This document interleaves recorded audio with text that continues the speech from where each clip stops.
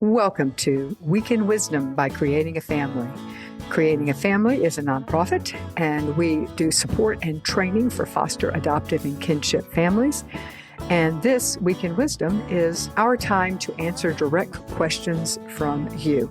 It is short form, hopefully only about 5 to 10 minutes if I'm not too wordy. So let's jump into the Week in Wisdom for today. And this one is about how does an average person pay for adoption?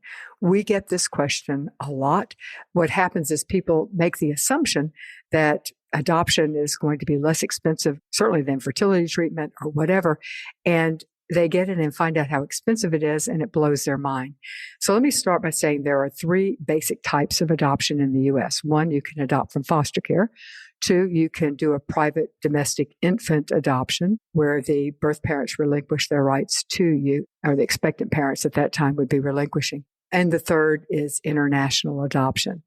Okay, it's important to note that adopting from foster care basically costs nothing, but the other 2 types of adoption are expensive. There are a lot of factors that go into influencing the cost of adoption. So I'm just going to give you some ranges. But domestic infant adoption, you can expect to pay anywhere from $25,000 to over $50,000. For international adoptions, you can expect to pay probably anywhere from $35,000 to $50 or $50,000+. We have a great blog that is updated annually called Adoptions in the U.S. How many, how much, and how long. I can't recommend it enough. It talks about how much it costs, how many happen, as well as how long it takes. So you can Google that, Adoptions in the U.S., how many, how much, and how long. So in order to answer the question of, now we just talked about how expensive 2 of the types of adoption, domestic, infant, and international. So how can an average person expect to pay that much money? I mean, that's not that many of us have it just sitting on the dining room table. So a while back, we did a survey of our Facebook online community, which, by the way, you should join. It's a great community, very supportive.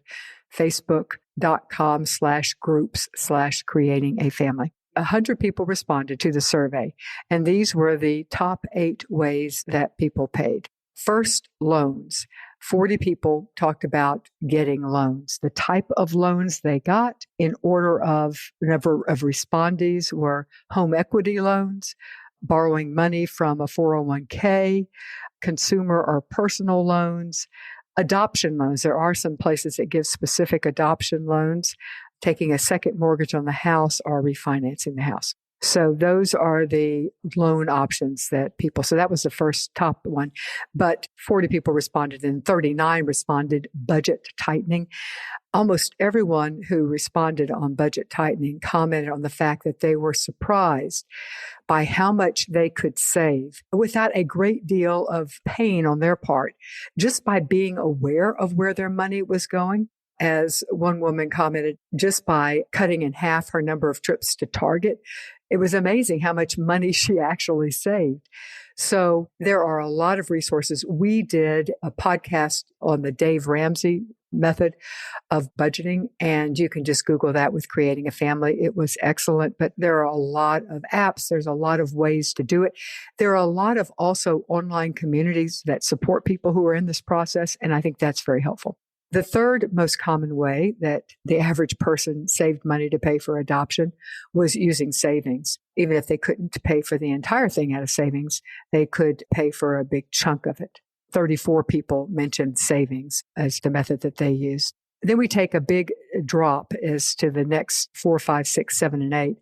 Adoption fundraising. 18 people said that they did some form of adoption fundraising, with garage sales being the most common. The 5th most common way was gift or donations from family or friends, and 14 people said that that was a method that they used. The 6th one was working more hours or getting a second job, and 10 people said that they did that. 9 people mentioned that they had gotten an adoption grant that helped defray at least part of the cost. And the last way, with 8 people responding, so the last 3 were basically tied, borrowing money from family and friends. So there you have it. Those are 8 ways that an average person can pay for adoption. I hope that you will find that to be helpful. Before you leave, let me tell you about the Creating a Family newsletter. It comes out once a month. Obviously, it comes by email, or I shouldn't say obviously, but it seems like most newsletters now are by email. It is free. It is a terrific resource as far as being able to, we constantly are sharing resources that we think can really help you. Some are our own, some are outside resources. It's a great source for finding new information. You can subscribe by going to bit.ly/CAF guide. That's bit.ly/CAF guide. And if you subscribe, you will get a free guide, Parenting a Child Exposed to Trauma. Excellent guide. Can't recommend it enough. And the newsletter is free, so check it out.